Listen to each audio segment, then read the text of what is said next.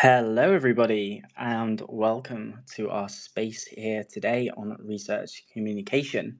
So, my name is Nath. I am the founder of the PhD Place, which is an online postgraduate academic community.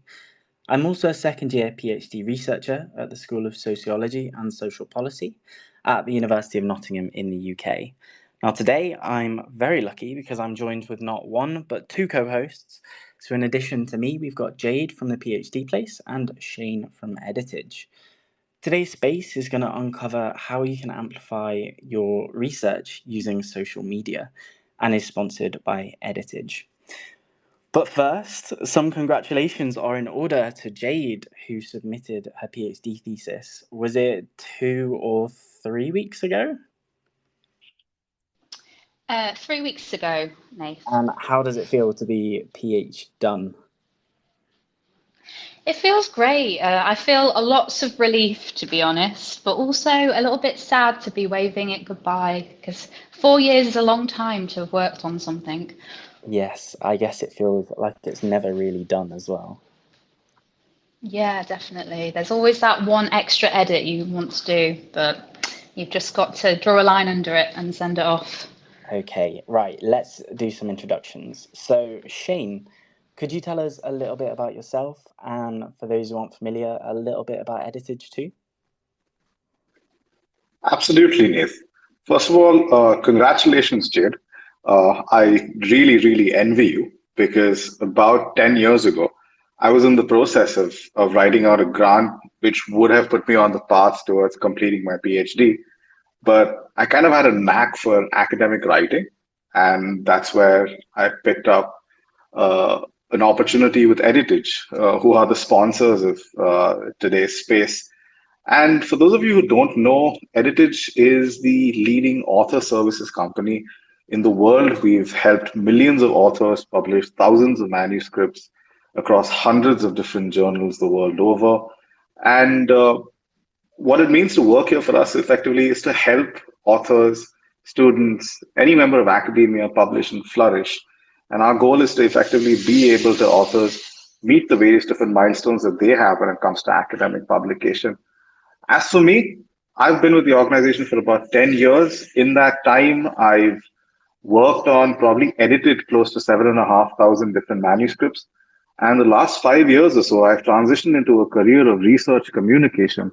And I head a team of about 70 odd creatives who do anything ranging from content creation to video creation to infographic creation to digital marketing, all in the service of being able to help researchers, academic institutions, publishers, journals, and societies communicate research to larger audiences. I'm a molecular biologist by training, and it's been a tremendous journey being in this field. And I'm very excited to speak to this audience today as part of this space. So thanks for having us here, Nath. And yeah, I'm excited to get started. Fabulous. And yes, we'll find out more about your expertise a little later on. Thank you so much for being here today. And Jade, so our resident research communications expert at the PhD Place. I wonder if you could tell us a little bit more about your own research interests and also what you've been getting up to since you joined our team.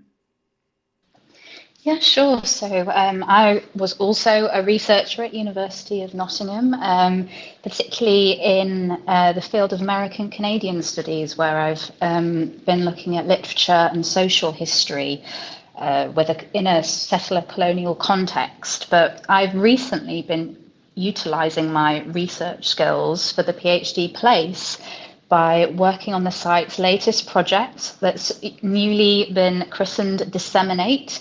And it, like Shane was talking about, it also involves tips and advice on communicating research to a larger audience in the field, basically finding the most effective tools that we can use to foster greater understanding in our audience. And the PhD Place intends for Disseminate to function as a platform that researchers can use to find the best ways of communicating across multiple formats. So we'll be sharing insights from experts as well as our researchers' own work across the platform. So I'm quite excited to bring all of this together in the same hub. So pay attention to our social media, as we're going to hopefully be officially announcing the project soon. Brilliant. I think that we have both definitely learned a lot from working on that project, which is nearly ready. Right. Anyway, let's get on with it. So today we're going to talk about some tips for getting started on social media, what platforms you might consider using for for sharing your research, what you should be focused on when creating posts, and some of the best practices for amplifying your voice on these platforms as well. So we're hopefully going to give you some great examples of science communicators who are just doing it well too. So first, we're going to talk about what science communication means and why it's important. So research communication or science communication is about engaging your research, sharing your insights, helping to bridge those gaps between research, policymakers, industry, and also the general public as well. So you might not even realize, but science communication is going on all of the time. And of course, there's some really clear and important examples, which we've all experienced in the past few years, such as the governmental data briefings during the height of the pandemic. But on the other end of the scale, I think science communication quite often takes the form of entertainment. So for me growing up, the Horrible Histories and Horrible Science series of books really inspired my own curiosity. And I was grateful to have had that knowledge that was made accessible to a younger audience, and also in a really fun way. There are also some really influential figures that have become well-known science communicators. So we might think of biologist David Attenborough, who is an absolute national treasure in the UK, astrophysicist Neil deGrasse Tyson, theoretical physicist Michio Kaku, and pure mathematician Eugenia Cheng as well. So the list is long. And they're researchers who've brought their passion for scientific findings from the lab into our homes. So really breaking down complex subjects through entertainment, often using humour, and also with the intention of educating. And of course, science communication is often politically motivated. So for instance, using protest as a method of communicating science around global warming, as we've seen with Greta Thunberg. But yeah, I think that's enough from me for now. So I want to also ask Shane if you would walk us through perhaps the benefits of research communication and also why we should be thinking about it as researchers. Absolutely, Nat. So let's put a particular scenario into perspective, right? How many research manuscripts do you think are published on a daily basis in a high impact factor journal? Well, the number might actually startle you because, as per the STM report that comes out every few years, as per their most recent estimates, on a daily basis, you see around 3,000 manuscripts that are published in impact factor journals. And those are just impact factor journals that are listed by Thomson and Reuters.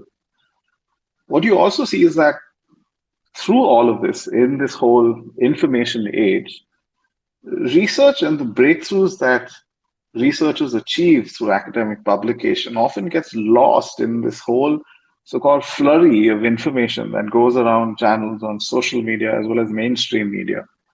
And that's why thinking about science, thinking about your science from the perspective of science communication beyond the realm of academic publishing becomes extremely pertinent, because being able to talk about your science in alternate content formats is very, very beneficial for any researcher. A, because it helps you become more visible. It makes your work more visible. Secondly, it makes your research accessible by sort of working on science communication practices and getting into the habit of communicating your science in alternate content formats. You are effectively sort of leading the way in being able to encourage open science practices, both in your discipline, in your institute, in your department. So that's why it matters as well. The third element that I want to touch upon, and this will be something that will resonate with all of you, is that it makes a huge difference when it comes to your employability and your career progression prospects, right? Having your science out there in alternate content formats, see it make an impact in society, has a huge impact in how your work is perceived, how you're able to position yourself when it comes to various different critical junctures of your own career progression. And it makes a difference to how your work is perceived. The fourth point, of course, would be about funding. Being able to talk about your science in alternate content formats, being able to demonstrate the impact that the science has had, right, in ways in which a larger audience can understand, generally has cascading effects which can help with your prospects of being able to get better funding for the next leg of your project or for your next project that you're effectively going to sign on for. And last but not least, being able to communicate your research in different formats or sort of indulging in science communication practices helps the people who help fund our science in most cases, which is the general public, know about what their money has gone into. Know, it helps them know about what benefits, I mean, they're getting from the taxes that they're being able to pay, right? So it makes a huge difference to our society. It makes a huge difference to the knowledge that our society has about our work, and it truly helps us achieve or be able to see through the impact of our discoveries on society itself. And that's why research communication is important. Now, traditionally, it has always been something that we've left to, the communications office to look into, or some other aspect of our universities and departments to look into. But more and more, I think scientists are taking the narrative in their own hands and taking ownership of the narrative that they want to communicate about their science, about their discoveries to the general public. And that, my opinion, is why science communicator matters so much. It should matter this much to you as a scientist, as a researcher. And that's why you should think about it and give it the consideration that it deserves. So I'll hand it back over to you now. Fantastic. Yes, so Sir Mark Walport, who was the government chief scientific advisor in the UK from 2013 to 2017, famously says that science is not finished until it's communicated. That the communication to wider audiences is part of the job of being a scientist, and so how you communicate is absolutely vital. With that in mind, let's talk about building an online presence for researchers and how you can use these platforms to both build your own professional profile, but also boost your research. And it's a pretty tricky field to navigate at the moment with so much uncertainty in the social media world, especially with new alternative to X, so formerly known as Twitter, being started every week. But Jade, I wondered if you might talk us through some of the social networks that researchers are using for science communication and which ones you'd recommend we utilize to amplify our own research. Yeah, sure. So it's important to state that science communication is happening everywhere, basically across all of the platforms from Instagram to TikTok. And I think particularly Twitter, or should we now call it X, and LinkedIn are currently at the forefront of academic communication, with LinkedIn becoming more popular in the last few years, particularly as people as Twitter has gone through so many changes recently. So X is a great platform for building research communities, and that's because of its algorithm based on hashtags, which makes it easier for people to find your content. It's also a platform where it's much easier to build up a following than others. So one viral post can attract the attention of people worldwide, which is really important for widening our audience and the kind of people we want to reach out to. Twitter also forces researchers to put across their ideas and concepts in short, impactful, and bite-sized chunks, and to harness the power of the visual. So we all tend to get bogged down in our own concepts and jargon, but by being forced to present it in this way, it's a very useful tool to help us sort of distill our findings and avoid overcomplication.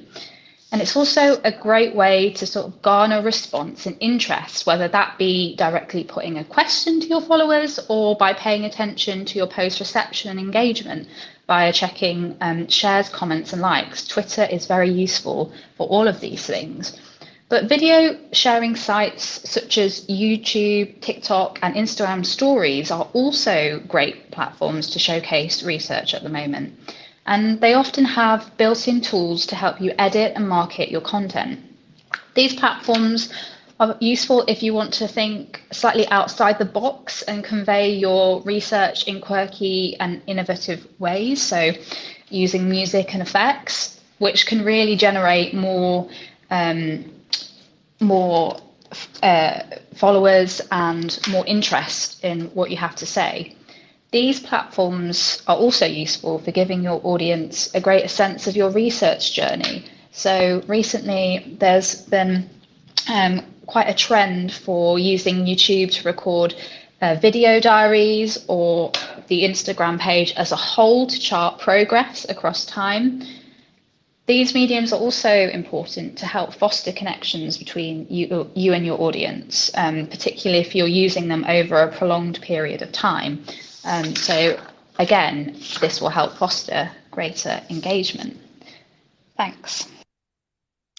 I absolutely love following those pages. It's like on Instagram, it's like at PhD with this person, and you just follow their journey. Sometimes people do write with me sessions, which is amazing for accountability.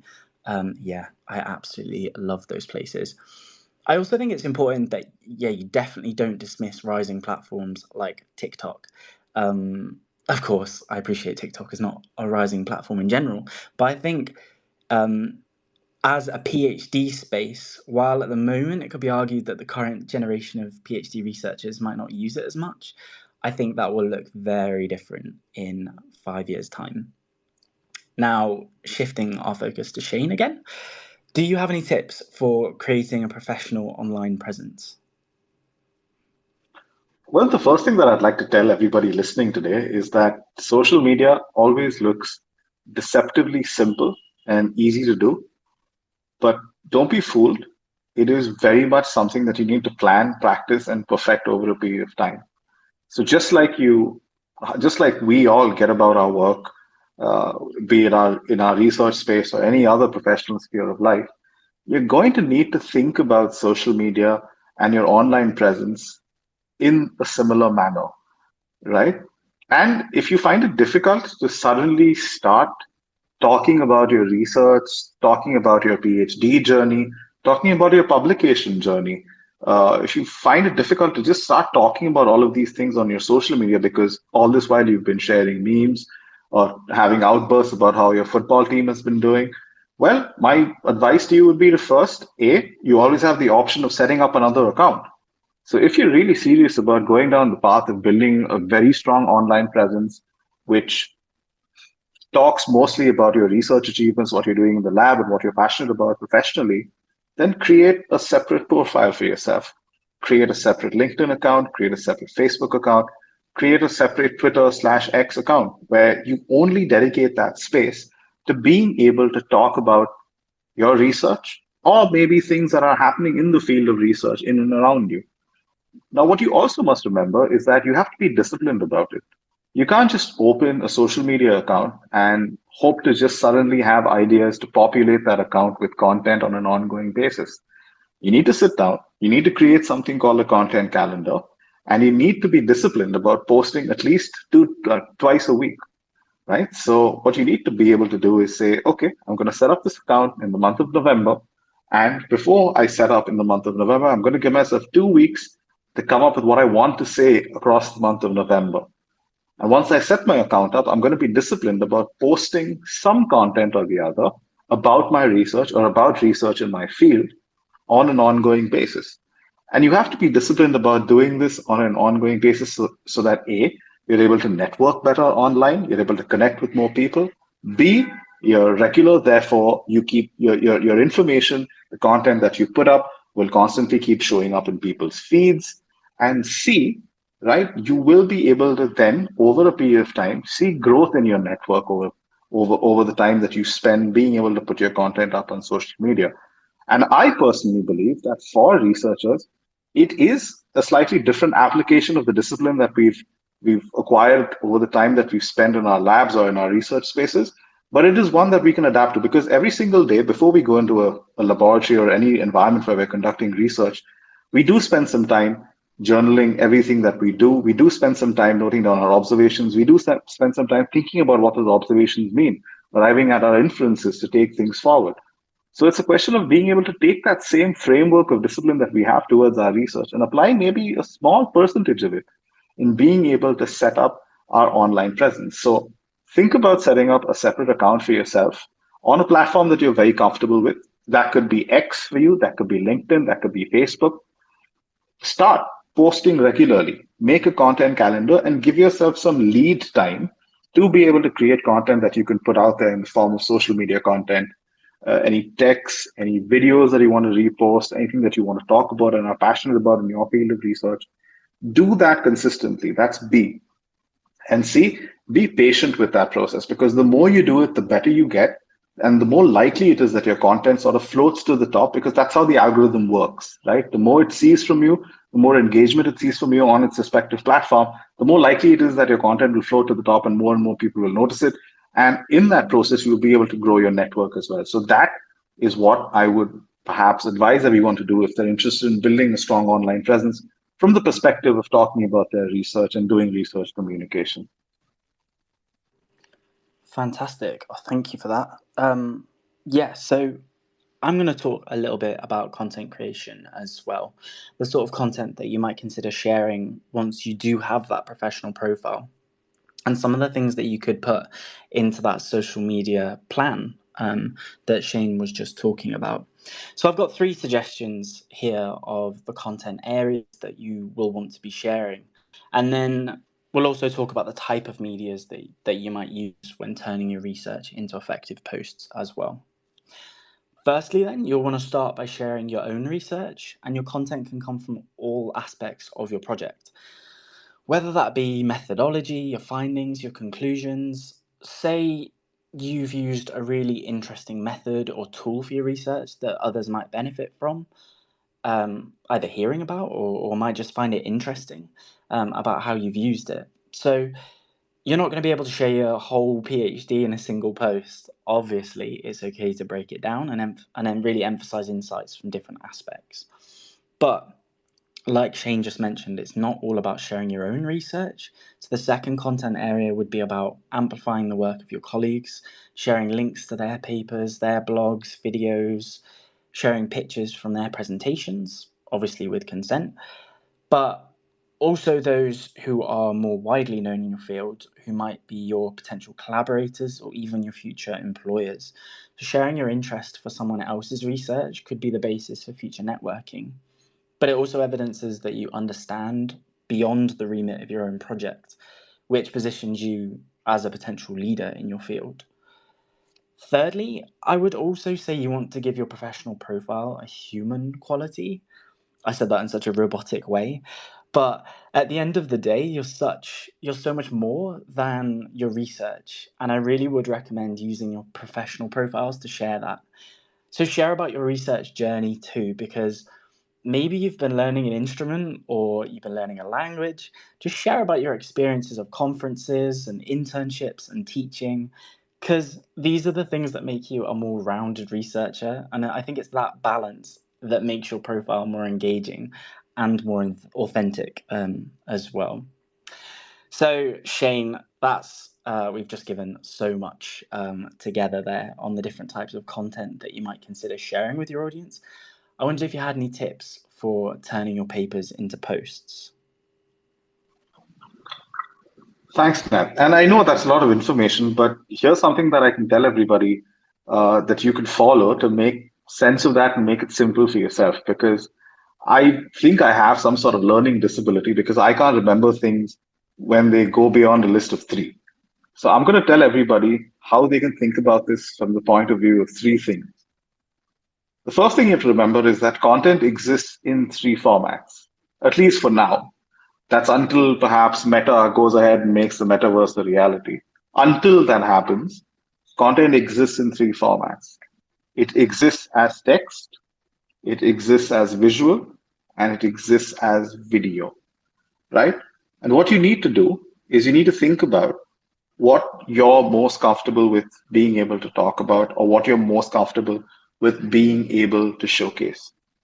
You may be somebody who is a part of a research environment, and you could be the person who people come to most often to make tweaks to figures, to help with presentations, to help with maybe image creation as part of a publication. People may be reaching out to you. So perhaps your strength doesn't exactly lie in being able to communicate your research on social media by talking about it or posting about it. But what you could get into the habit of doing is you could get into the habit of posting your scientific artwork from time to time. That in itself will help in engaging a lot of people. Additionally, you could have a knack for sitting on Apple iMovie and being able to make a very cool video talking about what the most recent conference presentation series at your campus was like. That could be where your skills lie. Therefore, you could leverage that format to be able to talk about what's been happening on your campus, what you've done in your lab, and what you want to be able to post.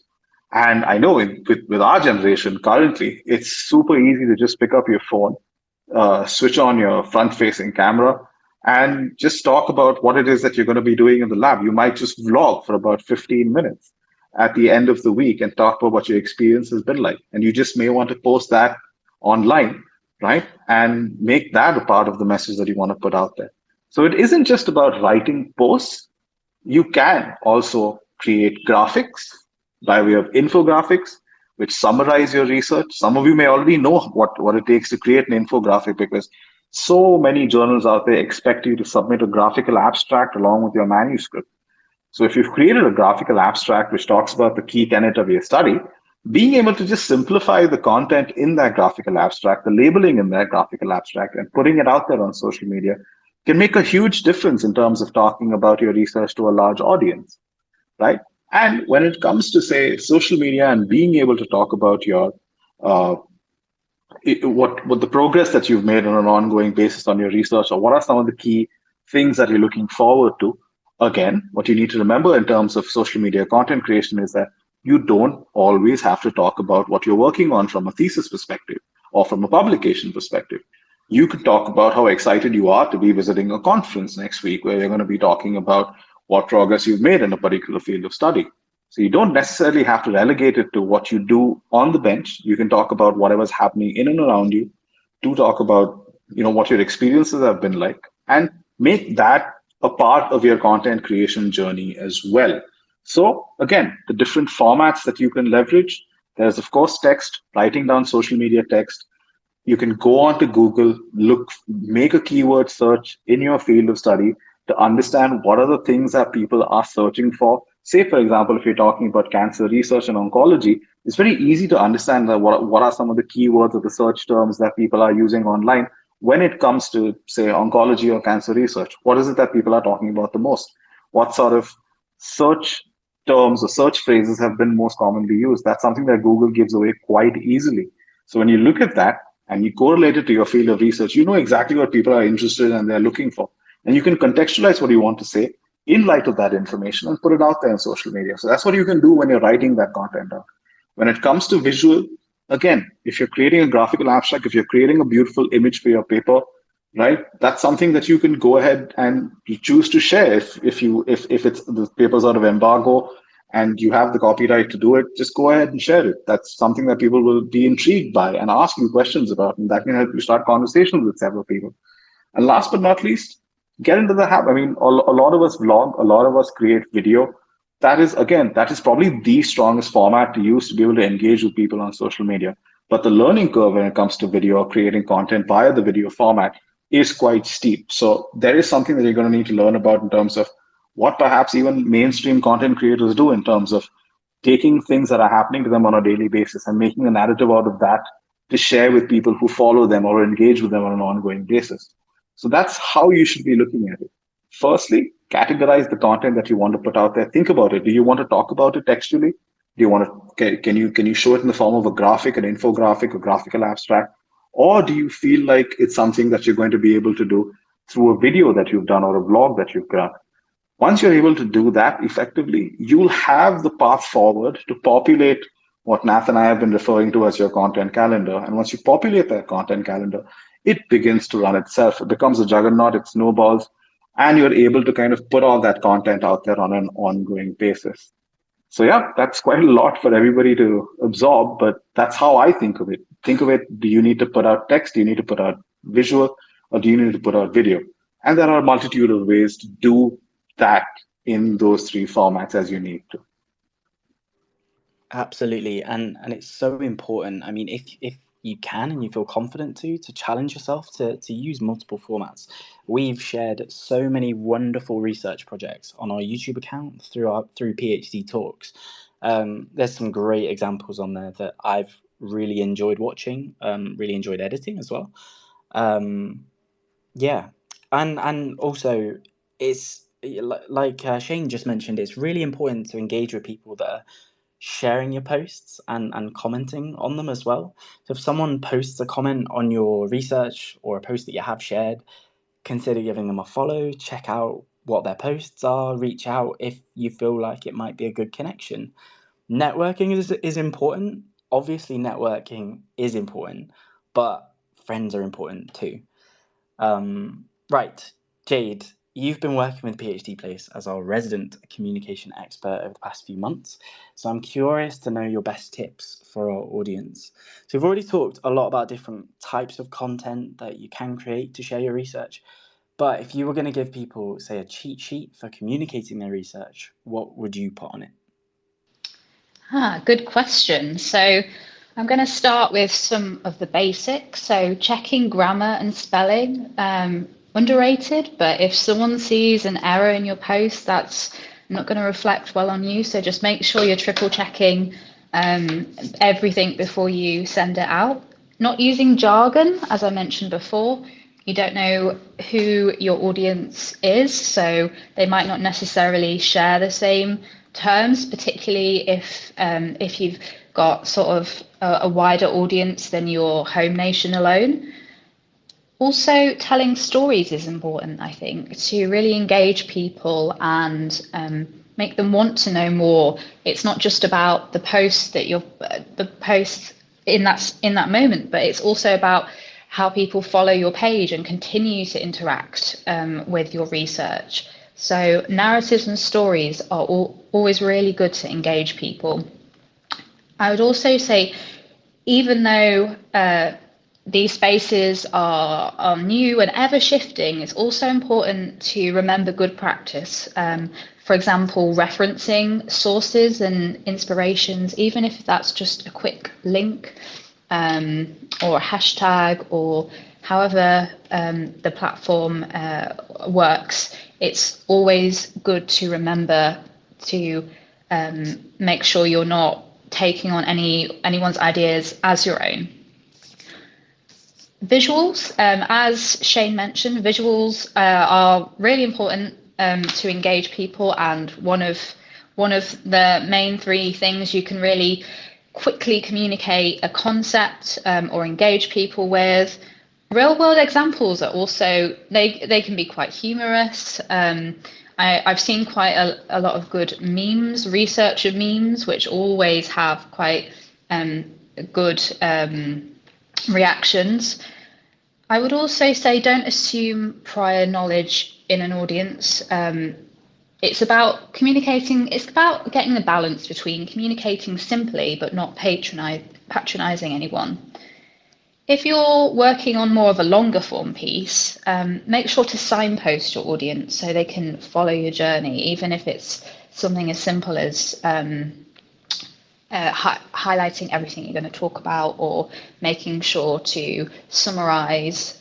People often forget online that you're still trying to communicate to your concept more broadly. So it's really important to make sure your audience are going along with you. And on that in that vein, also make sure again to use structure. I would also say in a longer piece, don't stint on the conclusion. Choose your last words carefully because they'll have a lasting impact on your audience. Don't overcomplicate. Keep it to the point. Keep it precise. Adapt your communication to your medium. So, as Shane says, whether that's video, whether that's text, whether that's images, and also adapt your communication to your platform. Reposting the same thing across several platforms doesn't always work because each platform will have its own distinctive approach to communicating and using different things, hashtags, for example, images, videos. So make sure you're adapting to those different qualities. I would also add start small and advance your skills over time. For example, as Shane mentions, video editing. That can be complicated. It's not something you're going to pick up early. So maybe start off your page with things that you're comfortable with, and as your following grows, maybe try and branch into different mediums. Check tutorials online. YouTube videos are a great way to learn online skills. And the last one I think is important is not being afraid to show your own individuality and creativity, because I think above all, this is what will help you stand out from what can sometimes be quite a busy field. So they would be my top tips. Thanks. Fabulous. That was a very comprehensive list of many of the essential aspects of research communication. As Shane mentioned, it's quite often hard work. It doesn't have to be something that takes hours every day. It can just be when you have it mapped out, it can just be a couple of minutes. But learning those skills, I mean, there's skills that are gonna go with you throughout your research journey. I really would emphasize that when leveraging social media platforms, that you're seeking to engage people in communication. So realize that what you're doing is a two-way thing, making sure that you're also looking to engage with other people's research and engaging in dialogue. Otherwise, we're all just going to be presenting our research into the void and not actually making any progress or impact. Before we move on to the Q&A then, I thought it might be a good idea if we could perhaps give a shout out to some of the accounts that we've come across as a team that are already engaging in effective science communication, just to give you an idea of who's doing it well and how they're doing it well. So if we take a moment to acknowledge and appreciate some of the accounts that are already leading the way in effective science communication. So by highlighting some examples, we want to provide you with a real-world reference of what successful science communication looks like, and which we can hopefully use to inspire your own science communication journey. So I know that in a webinar I watched from Zoe from Taylor and Francis, who is wonderful, she shouted out the Pond Life account, which is, I think, pondlife_pondlife on Instagram, which, although I'm not sure it's being updated as regularly as it once was, it is such a magical example of connecting science to an audience in a really engaging way. So Sally, who runs the account, goes on all sorts of journeys discovering which microbes can be found from microscoping live samples from puddles and ponds all over the world. So it's definitely an account worth taking a look at. And there's so many interesting videos of a world that I otherwise wouldn't have seen. So yeah, and also thank you to Zoe for sharing that as well. And now over to Jade. Yeah, so an account that I follow and always find really, really engaging is at Centre Myth, which is a centre for folklore, myth and magic. So they're an art centre, and they do education, archive, workshops, film, and some of the elements that I've noticed on their account, which makes me continue to engage, are attention-grabbing posts, good use of captions, humour and memes, as I mentioned earlier, always very popular. Interaction with a wider community. So, as Nath was saying before, they repost a lot of talks from sort of different aligned centres, from individual researchers, all on the subject of folklore. So it's always worth a scroll if I want to engage with a lecturer or a call for papers in this particular area. They use hashtags really well, which is always very important on Twitter. They promote community events. So they have real life engagement, not just engagement within the sort of Twitter sphere. Imagery is great, particularly shots of really old manuscripts and fairy tales. And I would also say good retweet/post balance. So not everything's a retweet, but not everything's a post. It's about getting a balance between the two, just to diversify what you're putting out there, I would say. Fabulous. That's not an account that I've heard of before, so we will have to give them a follow. It's always great to gain inspiration for research communication from a variety of fields, so not just your own. So thank you very much for sharing that. And which account would you like to spotlight with us, Shane? So I have quite a few that I'd like to talk about. Well, for the reasons that Jade has just mentioned, when you think about attention grabbing posts, good use of captions, humor, interaction with the community, one account that really stands out to me and I've been following for quite a while is that of Asha DeVos, Dr. Asha DeVos. That's at Asha DEVOS. Her account is particularly, I think, important for any sort of budding scientist to look at and follow because it has the right mix of talking about her own research. Uh, it has a fair deal of activism in the field of ocean conservation. It has a lot of spotlighting other researchers in and around her. So it's not just about talking about her work and the work that her organization does, but also talking about putting the spotlight on other local researchers and the work that they're doing. Very strong opinions and voice in terms of diversity and inclusion when it comes to research and open science practices. And it's a good mix of all of those things. It isn't, again, it will give you a good picture of what are the things that you can do. Like I mentioned, you don't have to really be worried saying, oh, I've just started my PhD. Where am I going to get all that content from? You don't actually. If you look at someone like Dr. Asha DeVos, she talks about so many different things. She generates so much awareness in her field of research. And that, I think, inspires so many more people to take up, marine conservation as well as studies in cetacean biology. So she is one that I find to be quite inspirational.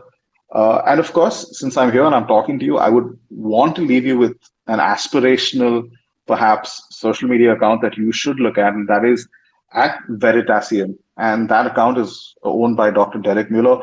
Those of you who are so-called fans of science communication and are following channels on YouTube, you must have heard of Veritasium. He has so many followers. And just the quality and standard of the science communication, the narrative storytelling that you see there is absolutely phenomenal. It is inspirational to see that that's how somebody's science, no matter how complex, can be communicated. Of course, in recent times, Veritasium has had quite a bit of success in commercializing and monetizing their content. I think recently with the whole Barbenheimer wave that came and swept social media, he had quite a great plug-in with the Oppenheimer film that was released and directed by Christopher Nolan. So that was a huge win, in my opinion, for science communication, his ability to talk about the story of the creation of the atomic bomb. Of course, the legacy of that, of course, we're still debating to this day, but just talk about the science behind it, I thought was quite inspiring. And the way in which it was done was so thoughtful, so imaginative. And if you want to look at something that's a little humorous and is a bit funny when it talks about scientific discovery and the origin of things, another account that I can recommend to you is Ologies, which is the Twitter account of this very famous podcast of the same name that you'll find on Spotify. That's Ologies, Ologies. And it's tremendous in terms of just trying to see how you can talk about science, not necessarily in a serious, so-called world-changing tone. You can talk about it in funny ways. You can talk about it in insightful ways. And that, in a way, sort of subverts people's expectations and helps them latch onto the narrative even better than you might think. So those are 3 accounts that I'd like to leave with you for your consideration if you want to see how somebody does it or what should be the ratio of content that you put out there with Asha DeVos. If you want to look at something aspirational, look at Veritasium. If you want to look at a way of communicating content in a way in which subverts people's expectations, look at Ologies. So yeah, those are a few accounts that I'd like to recommend to people. So back over to you, Nate. Fabulous. Yes. And it's worth saying the accounts that we have presented to you today, many of them have been doing research communication for a really long time. So don't worry, we're not calling for you to start a podcast tomorrow, or ever, if that's not what you want to do, but you can definitely take some inspiration from these accounts and start small, and that is completely fine. And just drawing on what you said there, my good friend Master Academia, who was one of the first people I met on this wonderful platform, says that collaboration is better than competition. And I think that's really important when we're talking about sharing each other's work. And we there's no reason why we can't try and bring each other up throughout our research communication journey. Oh my goodness, we've talked about a lot of useful tips and tricks today for amplifying your research using social media, choosing an account, creating your content, connecting with others. So we've got time for a few quick fire questions with our two wonderful co-hosts here today before we go. Are you both ready? Yes. Fab. Okay, let's get started. So Jade, it's you first. Are there any other strategies you'd recommend for research communication other than social media? Yeah, other than the traditional outlets such as conferences and research papers, I'd also recommend for people with less time writing shorter form pieces, such as for blogs or websites, such as our own The PhD Place, but there's also others available, such as The Conversation, which can allow researchers to focus on one specific aspect of their work and be more creative and perhaps personal than a conference or paper may allow, but you're still reaching just as broader audience. And I think having stuff on live online sites is also great if you want to build up your academic profile, because it's easy for possible employers or supervisors to click on your work and access it. But other than that, there's also online videos, webinars, podcasts. These are all great ways to communicate research. Thanks, Nate. Absolutely. There are so many podcasts and blogs out there that you can use. You don't need to set your own up. Lots of interviews with different researchers about their research happening all over the place. And I loved your shameless plug there for the PhD Place. Yes, you can absolutely write about your research journey with us as well. Love it. Okay, so Shane, in your view, what is the main mistake that researchers make when creating social media content? Wait, did I say I was ready? I'm just joking. Oh, I apologize. No, I'm kidding. No, I think the one thing that researchers assume, and I think Jade has talked about this quite brilliantly before, is that researchers assume that everybody already understands what they're talking about, right? And that seldom is true. So I think the one thumb rule that I would perhaps give to everybody who's listening today is that if you create a piece of content, if you could show it to your grandmother or your nan, right, and if they can understand it and it makes sense to them, you should feel pretty confident putting it up on social media, right? But if they don't get it, or if it seems belied, full of jargon, then you should probably avoid putting it on social media because nobody's going to get it.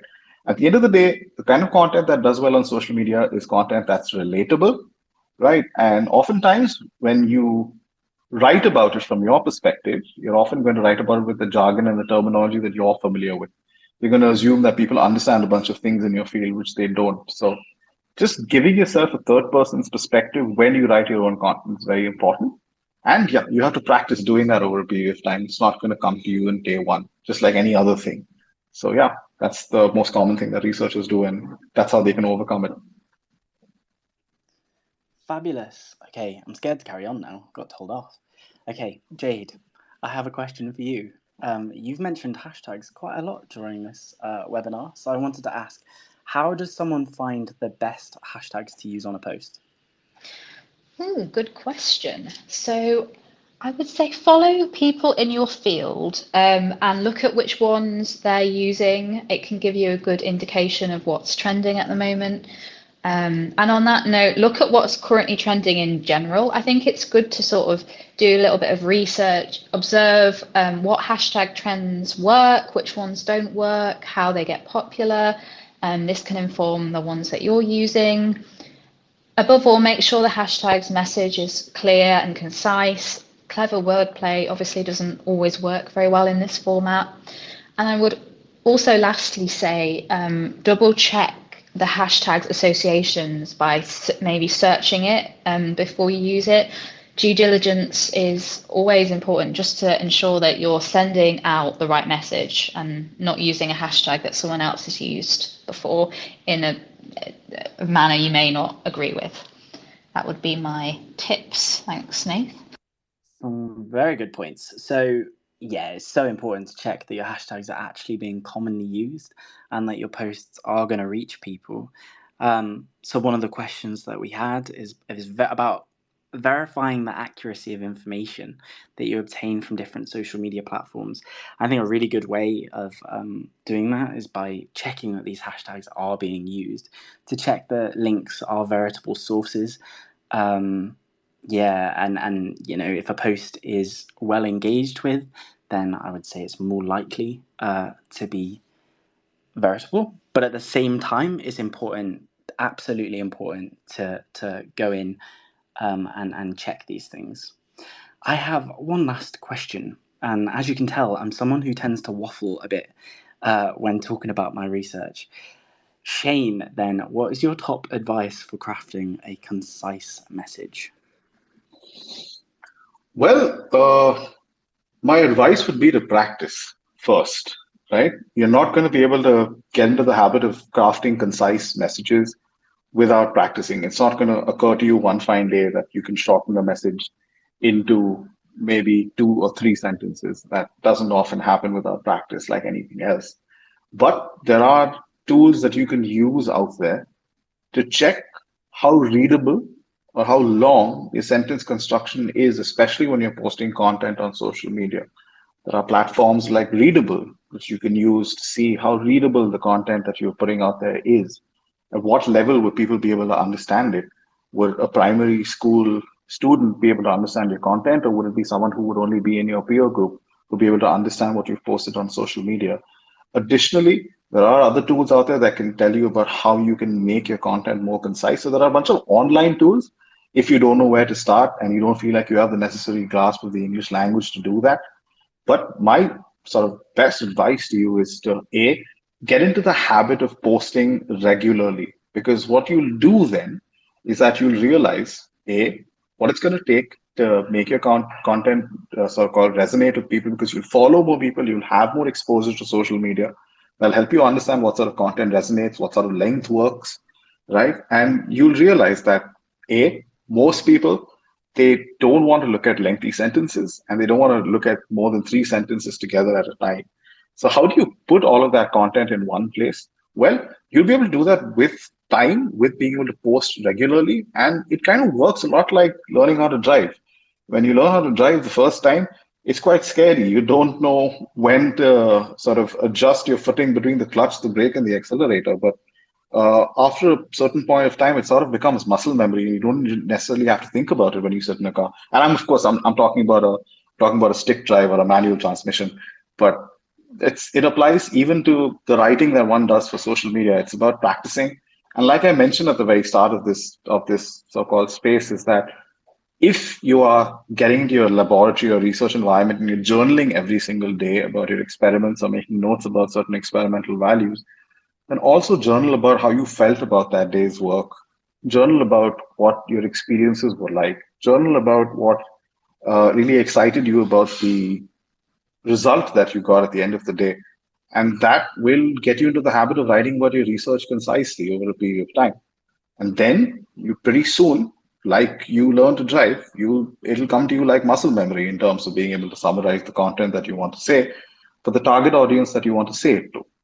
So I hope that makes sense. And yeah, Matt, I hope that answers your question. Absolutely, that was a fantastic answer. Okay, thank you both so much. That is all we have time for today, Jade and Shane. And to everyone who's listened live or on catch up to our space today, It's been wonderful to hear your insights and also the work that you're doing to help science communicators both share their research and also make an impact. So if you do want to keep up to date with us, please consider following both the PhD Place and Editage on social media. And once again, thank you both for your time and expertise. If you enjoyed this video and would like to see more academia related content, then please subscribe to the PhD Place YouTube channel.